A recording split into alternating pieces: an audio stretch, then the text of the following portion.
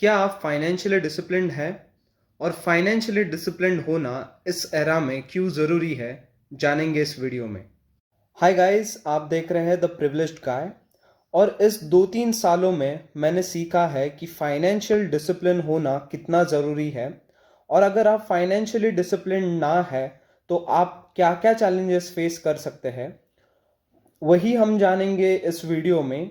और इस वीडियो से अगर आपको कुछ वैल्यू मिलती है तो प्लीज़ ये वीडियो दूसरों के साथ शेयर कीजिए, क्योंकि फाइनेंशियली डिसिप्लिन हर किसी को होना इस काल में, इस युग में बहुत ज़रूरी है। अगर लोग फाइनेंशियली डिसिप्लिन नहीं है तो उनके रीजंस क्या है, और क्यों हम अपने फाइनेंसेस को इतने अच्छे से टैकल नहीं कर पाते। अगर अपने पास, अगर समझो, मान के चलिए हम हमारे पास अभी 50,000 रुपीज़ अगर पर मंथ आते भी है किसी सोर्स से, अगर आपका कुछ एक एक्टिव सोर्स है, तो उसको आप अच्छे से कहाँ कहाँ पे इन्वेस्ट कर सकते हो।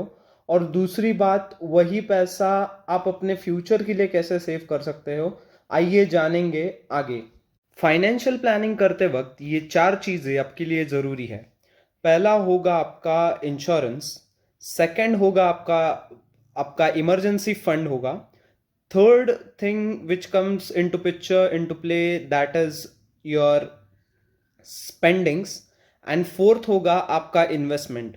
अगर ये 4 चीज़ें, आपका जो अभी एक्टिव इनकम चल रहा है उससे अगर ये आप 4 चीज़ें अच्छे से मैनेज कर लोगे पर मंथ, तो आप अपने फ्यूचर के लिए अच्छे से पैसे बचा पाओगे। अभी ये 4 जो कंसेप्ट्स जो मैंने समझा है, वो उसे हम थोड़ा डिटेल में समझेंगे हमारे अगले पार्ट में। पहले हम समझते हैं insurance.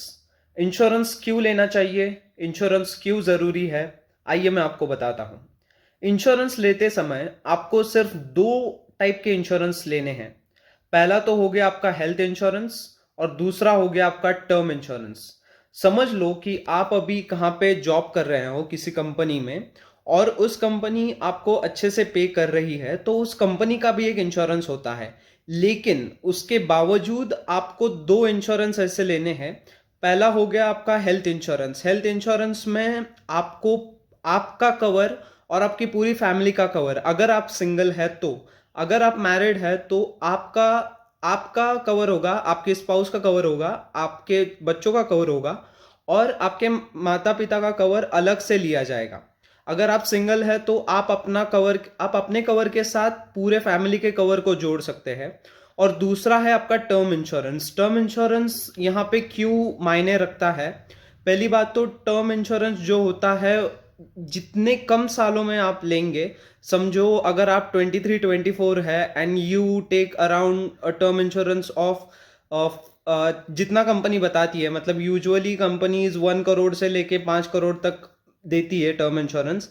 And the calculation of the term insurance is like कि आपकी सैलरी के 6 गुना।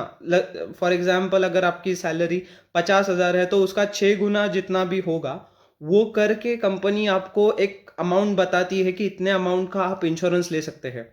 और अगर वो इंश्योरेंस आप जल्दी से जल्दी लेंगे, मतलब if you are in your 20s और in your late 20s as well, like 24-25 साल के भी हो आप, अगर आप कमाना आपने अभी अभी शुरू किया है, तो वो इंश्योरेंस भी आप ले सकते हो, क्योंकि उसका प्रीमियम जो आएगा वो आपको अगले 60-65, मतलब जब तक 65-66 जब तक होगा तब तक आपको प्रीमियम पे करना है। और वो जो प्रीमियम होगा वो बहुत ही कम होगा, like it would be around eight 8 to 10,000 max. और वो आपको साल का देना है। उसमें क्या होगा, अगर आपने साल का 8 to 10,000 उनको दिया, you would be getting a covered around 2 crore या 3 करोड़, हम मोटा मोटी ले सकते हैं। तो उतना कवर आपको मिलता है।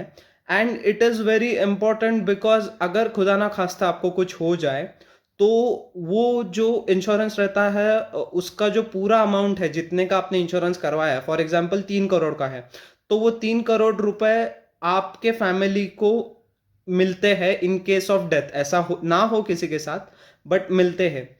तो ये 2 इंश्योरेंसेस है। और हेल्थ इंश्योरेंस में अगर हम देखे जाए तो हेल्थ इंश्योरेंस आप कौन से भी कंपनी का ले सकते हैं। मैं यहाँ पे कुछ कंपनी के नाम नहीं बता रहा हूँ, बट आप कहीं से भी ले सकते हैं, वो मैंडेटरी है। और सेकंड है आपका टर्म इंश्योरेंस, जिसके बारे में मैंने आपको पहले ही बता दिया है। अभी आते हैं हमारे सेकंड टॉपिक पे, which is emergency fund.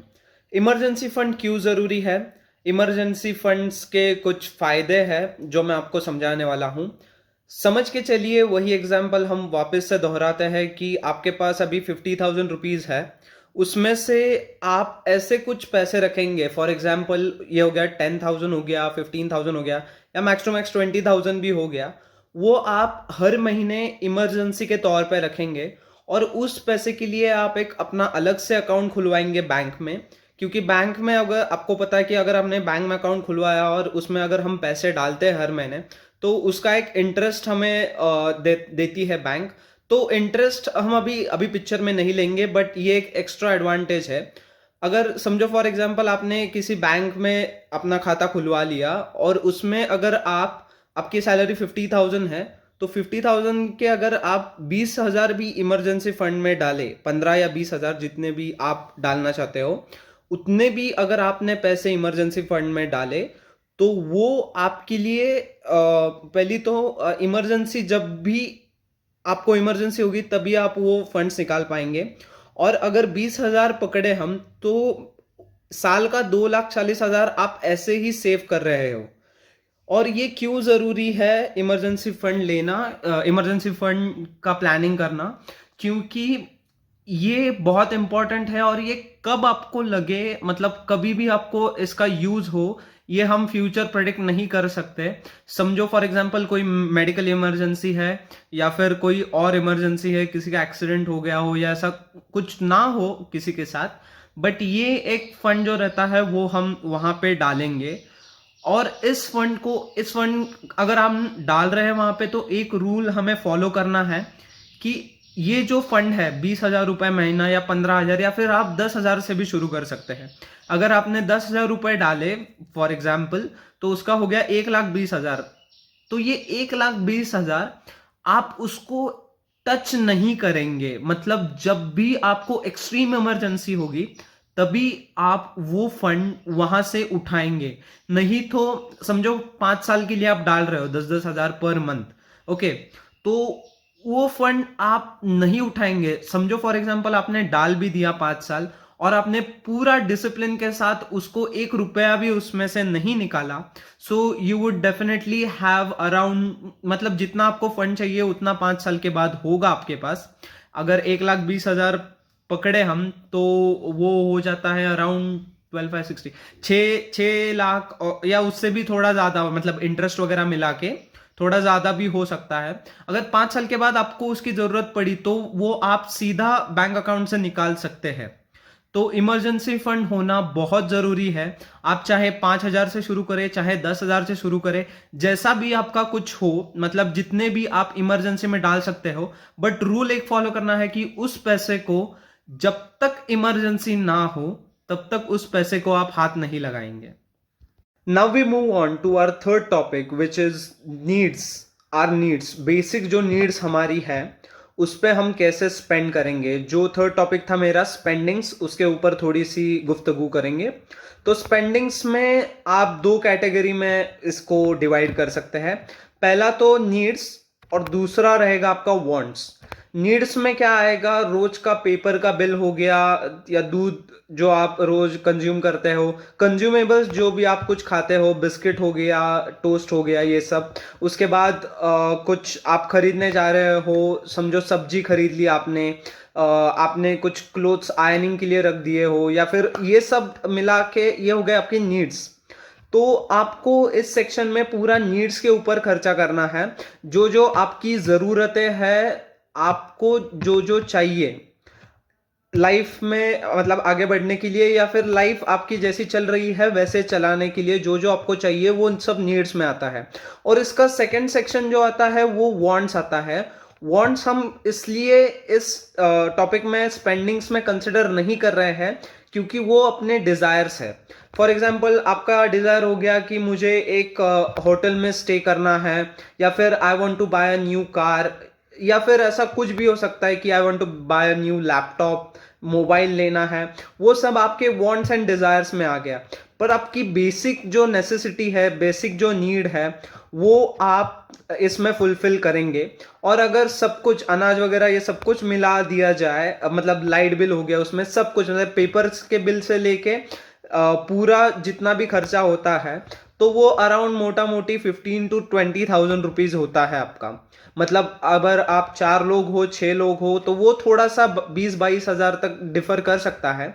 But अगर हम इतना पकड़े 15 to 20,000, तो वो उतना आपके नीड्स हो गए हर मंथ के। मतलब उसमें सब कुछ आ गया, सब कुछ, मतलब आपका गैस का बिल हो गया, MNGL जो आप उसका बिल हो गया, तो जो भी जितना भी बिल है, तो वो सब मिला के आपका 20,000 या 15 से 20,000 के बीच में आता है। तो हमने अभी 3 कंसेप्ट समझे। पहले तो इंश्योरेंस। इंश्योरेंस का आपको सिर्फ एक ही बार पे करना है साल का, 10,000 या 12,000 जो भी है। तो वो इंश्योरेंस का एक बार अगर आप पहले महीने में ही पे कर देते हो, तो उसका जो जो भी कुछ अमाउंट है, 10 या 12 हज़ार रुपए, वो हम इन्वेस्टमेंट में कैसे यूज करना है वो आपको मैं बताता हूं। तो वो हो गया। उसके बाद आपका नीड्स एंड वांट्स हो गया। आपका मतलब जो भी आपको खर्चा करना है, जो भी आपका खर्चा, महीने का खर्चा है, वो हो गया। और बाकी बचे हमारे पास फिर 10-12 हज़ार रुपए बचते हैं पहले महीने। और सेकेंड मंथ के बाद आपके पास 20-22 हज़ार रुपए बचते हैं। तो वो हम समझेंगे अब अगले पार्ट में कि उसे कैसे स्ट्रैटेजिकली मार्केट में प्लेस करना है, और आपको कहां कहां से इनकम आ सकते हैं। नहीं, एक मैं भूल रहा हूं कि इमरजेंसी फंड भी मैंने बताया था। मतलब अगर आप देखें मेरी सीरीज, तो इमरजेंसी फंड में था उसमें। तो वो सब छोड़ के जितना आपके हाथ में बच रहा है, उसको हम स्ट्रैटेजिकली मार्केट में पैसा लगा के हम कैसे वहां से एक पैसिव इनकम अपने लिए जनरेट कर सकते हैं, समझेंगे अगले पार्ट में। पैसिव इनकम क्या है, पैसिव इनकम क्यों जरूरी है, आइए समझते हैं इस पार्ट में। तो मैंने आपको पहले 3 पार्ट बता दिए। पहला हो गया आपका इंश्योरेंस, दूसरा हो गया आपका इमरजेंसी फंड, तीसरा हो गया आपका स्पेंडिंग्स, और चौथा अभी इस पार्ट में डिस्कस करेंगे पैसिव इनकम। तो आप कंसेप्ट समझिए कि आपका स्पेंडिंग्स पे गया 20,000 रुपए, हम 50,000 का ही एग्जाम्पल ले रहे हैं, तो बचता है 30,000 रुपए। आपका इमरजेंसी फंड में आपने डाल दिया 10,000 रुपए, बचता है 20,000। और पहले महीने में अगर आपने आपका इंश्योरेंस पे कर दिया, जो कुछ होगा समझ लेंगे 12,000 है अराउंड अप्रोक्स, तो 12,000 से बचता है सिर्फ 8,000 रुपए। मतलब सिर्फ 8,000 अपने जेब में है for first month.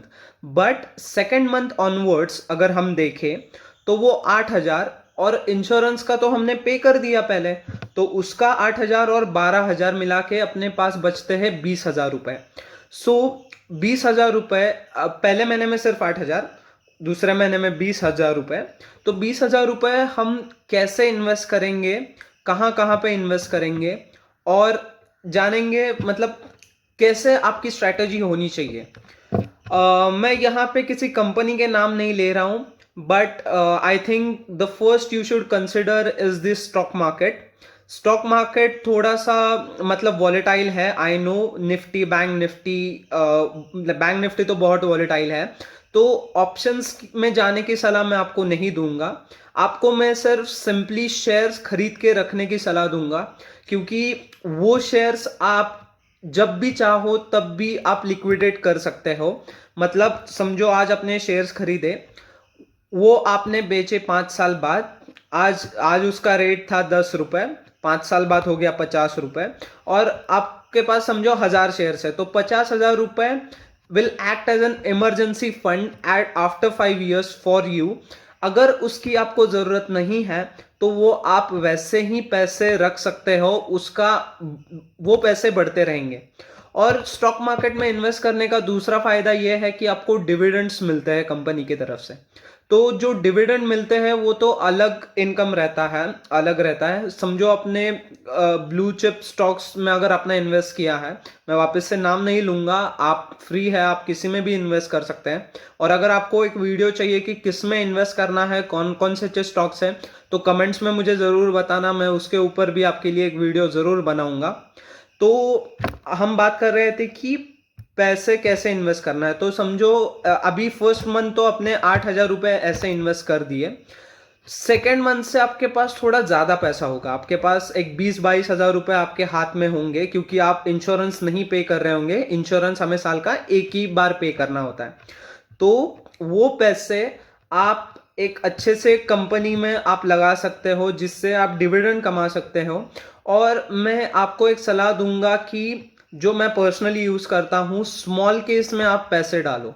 Small case क्या होता है? स्मॉल केस का एक एप्लीकेशन रहता है, वो आपको डाउनलोड करना है, and after that you have to do the procedures of it. जैसे आप डीमैट खुलवाने मतलब डीमैट खोलते समय जैसे आप करते हो वो सब।